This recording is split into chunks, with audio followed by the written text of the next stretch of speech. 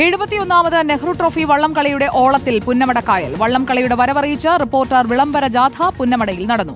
വള്ളംകളി പ്രേമികളും ക്ലബ്ബുകളും കലാകാരന്മാരും വിളംബര ജാഥയിൽ അണിനിരന്നു.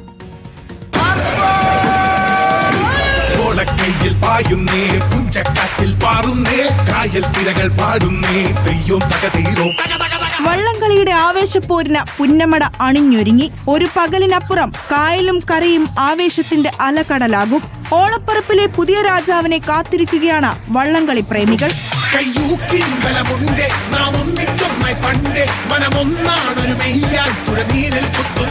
രാവിലെ ഫിസിക്കലായിരിക്കും. ഇത്തവണ നല്ല ട്രെയിനിങ് ആയിരുന്നു. കൃത്യമായിട്ട് ഈ ടീമിനെ ട്രാക്കിൽ കളിപ്പിച്ച് വിജയിപ്പിച്ചിരിക്കുക. ആവേശകരമായ ജലോത്സവത്തിന്റെ വരവറിയിച്ച റിപ്പോർട്ടറിന്റെ വിളംബര ജാഥയും പുന്നമടയെ ഹരം കൊള്ളിച്ചു.